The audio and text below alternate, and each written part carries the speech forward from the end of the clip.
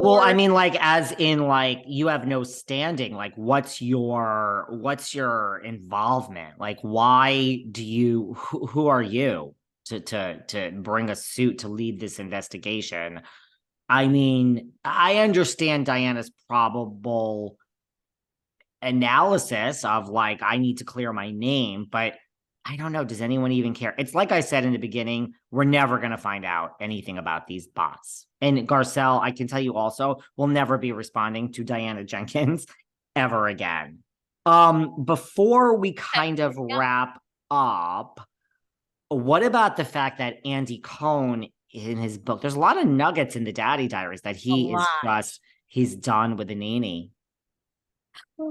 I mean, we might have to continue this conversation next episode. Wow. I guess you called it, right? That Nene would never be back. I think we both started out that way. And then I thought, no, maybe she'll be back. But now I'm like, no, I guess she'll never be back, right? I mean, he basically says what a sad ending to I loved her, I respected her.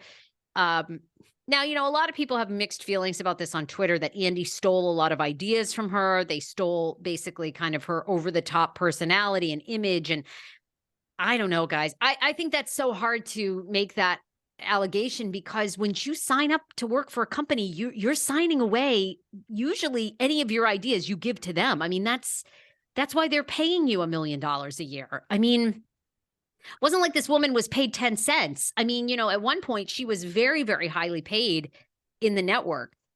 I just don't know why.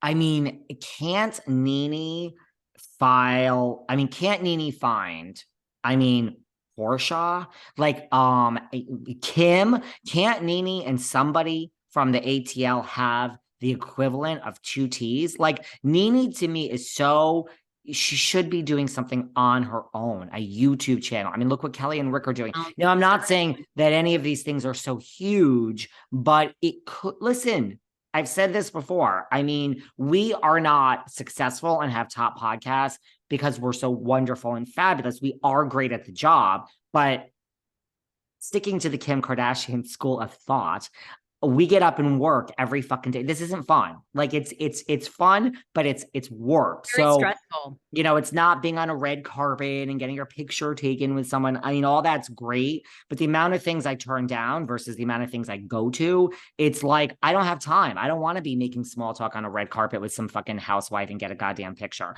I would rather sit here and do another episode because there's ads that are in it and we're doing this is where you guys want me. It's not. So I think when people start doing this full time and it's really being monetized, they're like, wow. So I don't know if Nene has that in her. I don't know if she has it in her to stick with, like, why is her YouTube? Why doesn't she have a huge YouTube channel? Like, Nene is somebody that the people listening to this podcast right now would turn to. If Nene were recapping this season of RHOA, let's start there to blow it off. And she were like, girl, now let me tell you what I heard on the street about Drew Sidora.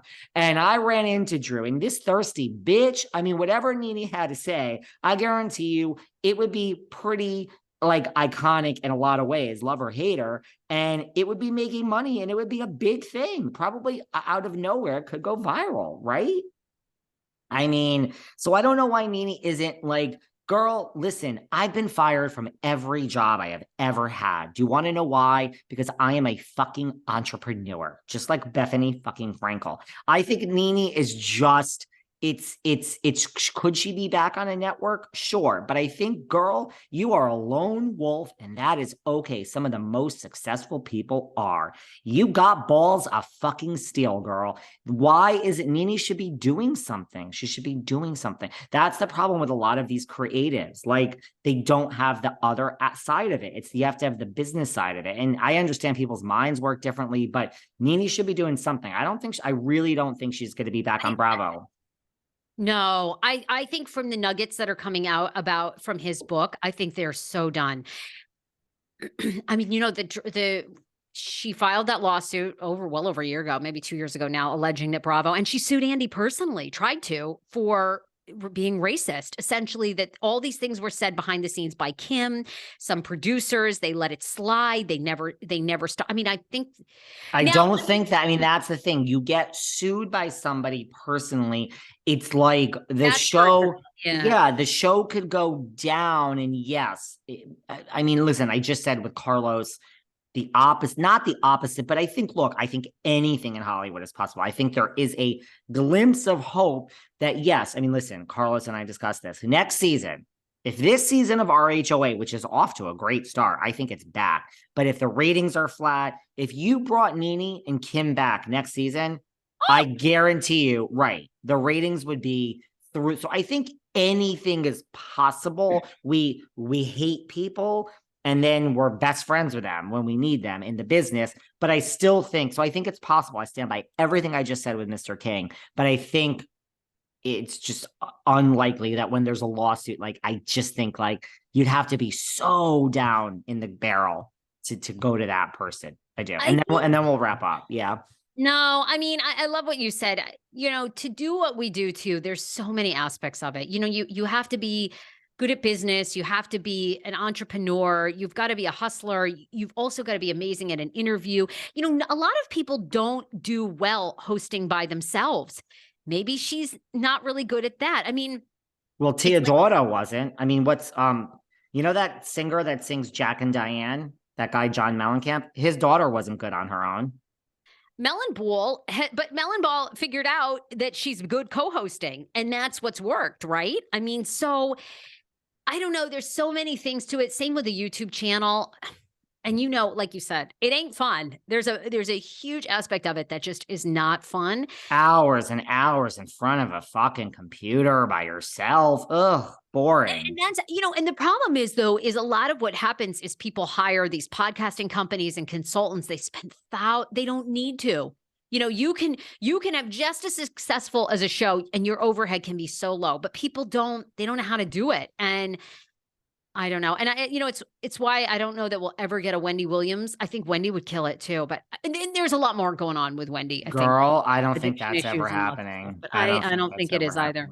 And it's so sad. She'd kill it, but I don't think we're ever again, like I said, we're not happening today. In another lifetime, David and Sarah we talked about this many times. We will start a podcast network. We'll have everyone underneath us. I'll get a percentage of your overhead, and it'll all get taken care of. Wendy Williams will be signed. We have a very strict way. But a lot of, that's the thing. And I moved out to LA to be a producer, which I'm slowly becoming. But I will say this in the industry is I know people that have gone to her with a lot of project ideas.